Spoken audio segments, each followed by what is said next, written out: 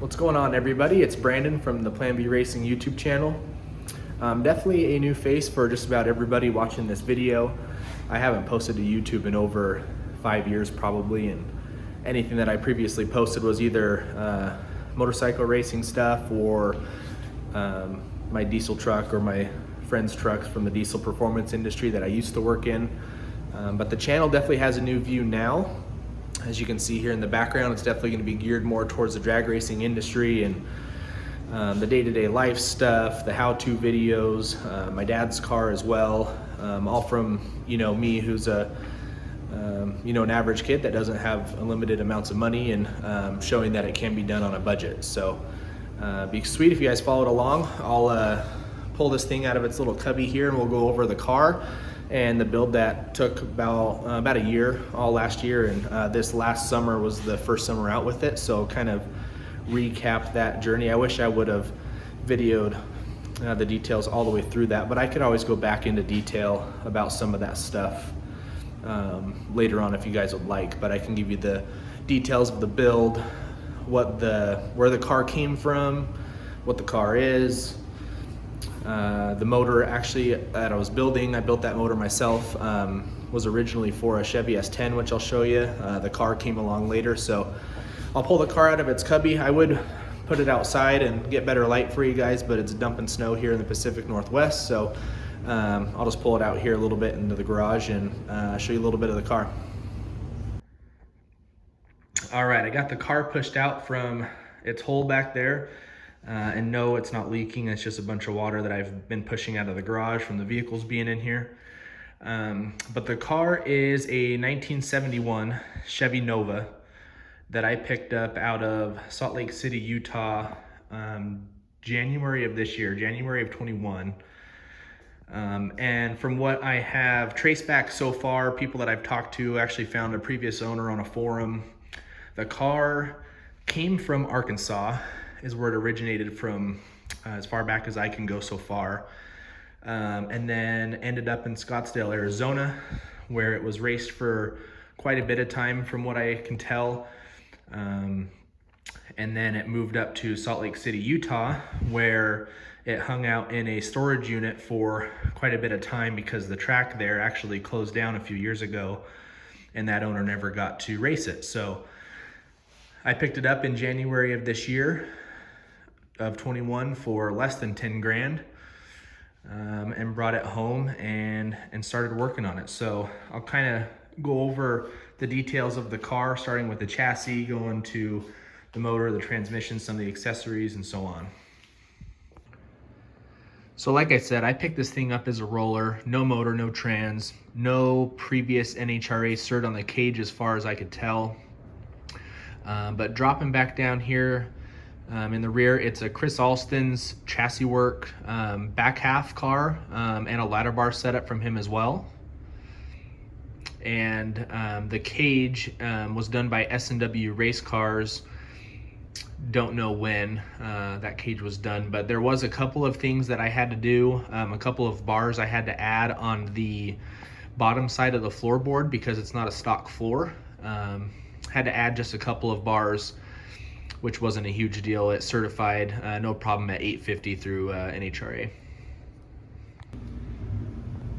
All right, and moving up into the engine bay where most time is spent in just about any build is a motor that I built myself. I went the small block Chevy route versus the trendy, swap a LS, put a big cam and turbo on it, 1,000 horsepower type stuff, because I really didn't want to spoil or ruin the experience my first time building something. I didn't want to have a lot of issues. I wanted simplicity, and it really doesn't get any more simple than a small block Chevy. So this block I picked up from a buddy here, took it down to High Performance Machine in Elko, Nevada. Eddie did all the machine work there, bored it and cleaned it all up. And then I brought it back to the house here and actually did the clearance work myself. So it is a 383 cubic inch small block Chevy. It's got all forged internals, forged Icon pistons, H-beam rods, forged Eagle crank. So it's really good stuff on the inside. And like I said, this engine actually wasn't built for this car originally. I had a 2000 Chevy S10 that I was going to drive on the street, take on, to the track on the weekends type deal. So I built the motor more on the lower compression side of things. It's 9-to-1 compression because I wanted to be able to run pump gas. I knew that I was going to be adding some sort of power adder. I didn't know at the time if it was a turbo or supercharger or some nitrous or something like that. I didn't know. So that's the reason behind going 9-to-1 compression. If I would have known that I was going to be, picking up this car later on and selling the S10 and drag racing only, I would have went higher compression, but really no regrets at this point. Probably could pump some higher numbers or a better time out of the car, but that was the reason for going lower compression. And the parts that are surrounding the low compression short block is a pair of Brodix aluminum heads. It's a 200cc head with, I think, a 74cc combustion chamber, I believe is what they were. That's to help lower the compression there a little bit. Inside is all comp cams, hydraulic roller rockers, comp cam 224, 226, I believe is what the cam specs were. It's their small nitrous shot or small supercharger cam. I used all ARP bolts from the heads, main cap bolts, rod bolts, all ARP to assemble this thing. Melling high volume oil pump, SFI, harmonic balancer, I believe that's just a Summit brand. MSD is being used to control the motor. It's their small diameter distributor, their coil. It's a 6AL box that's mounted on the inside here.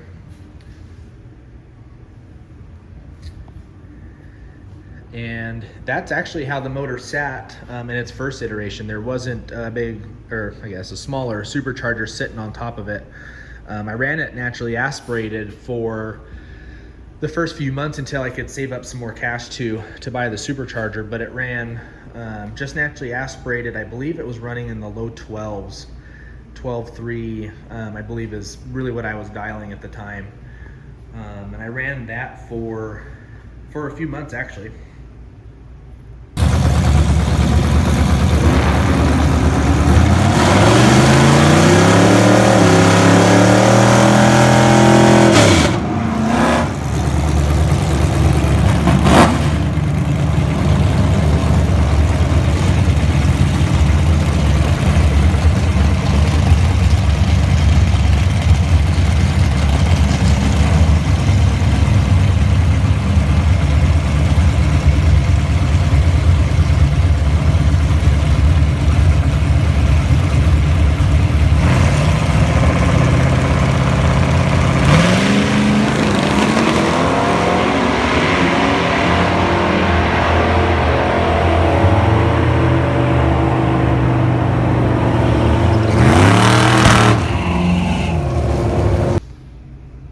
And yeah, it was super fun. I mean, even going low 12s at a little over 100 miles an hour was such a thrill, especially for your first couple times out.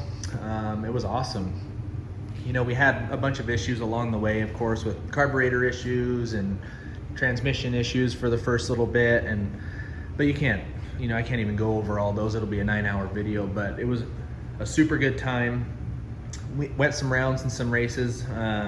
But the bad thing about this sport is you get bored, and the low 12s at a little over 100 miles an hour just wasn't cutting it anymore. And I knew that I built this thing low compression for a reason, and that's why I called up Paige at the Blower Shop Superchargers. TBS hooked me up and got this sweet looking billet 192 low profile blower. And I stuck that on the car right away. I mean, they dropped off the boxes and at my house, and I swear I had it on the next day. Super easy to install. But yeah, I decided to put some boost to it, and man, this thing totally changed the car. It is running on 110 race fuel, and it's got a quick fuel 950 carburetor underneath the air filter there. And went out to the track, and this thing was a whole new animal. launched super hard. The carburetor issues went away. This thing just totally woke up, and it did have 456 gears in it, coming from Arkansas and Arizona. They did a lot of 8th mile racing out here at Firebird Raceway. It is all 1/4 mile racing pretty much, unless you're running Super Pro. Some of the bigger races, Super Pros, running 8th mile now, but I'm running 1/4, going in the pro class in this. And I started gearing out, so I had to lift really at like the little past 1,000 foot, and we still, even with lifting at the 1,000 foot, we gained about a second. We were going low 12s naturally aspirated, and then after the supercharger install, we were going right at 11.2s, 11.1s.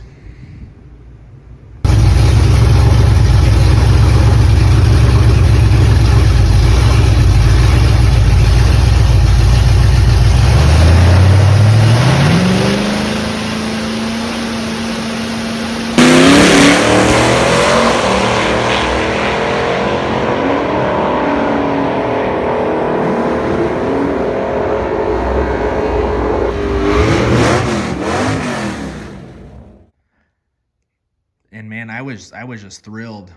I originally just wanted to go in the 11s with the motor that I built. I was going to be totally satisfied, and to go deep 11s right off the bat with that supercharger install, man, I was just having a blast, and made it to a few races and was really getting the car dialed in.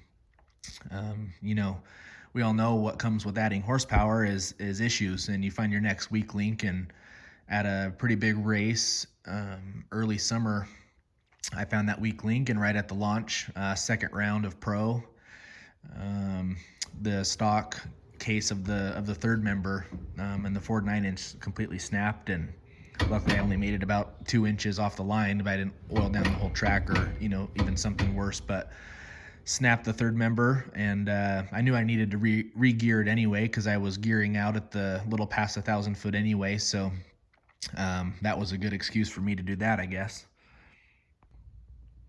And so from there, I saved up and ordered a strange third member nodular iron with 411 gears. And unfortunately, just stuff that we're dealing with through the pandemic, everything was back ordered, and it took about 3 months to receive it. But so I missed a lot of the big summer races, but I got it back together for some of the fall stuff, and went out to the track, and really right off the bat again, I was kind of just blown away. Something I never thought I'd be able to do with the motor that I built. To go into the 10s was I didn't really even think about that. And first pass out, we went high 10s, and I'm still thrilled about that. Made its best pass a few weeks later at, I think it was a 1093 at 120. And I just couldn't be more happy to have a 10-second bracket car that I built myself for, definitely in a limited budget. Definitely proud and stoked of, and definitely can't wait for next year. Anyways, I should probably end the video off there before I go too long in the tooth, but I appreciate you guys watching. I have a ton of upgrades that I plan on doing to this thing this off season in preparation for next year. My dad has a big block Camaro build that he has started.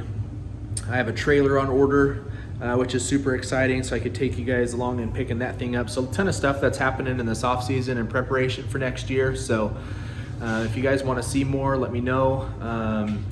Like, subscribe, comment, and let me know what you guys want to see next. And appreciate you guys watching. Thank you.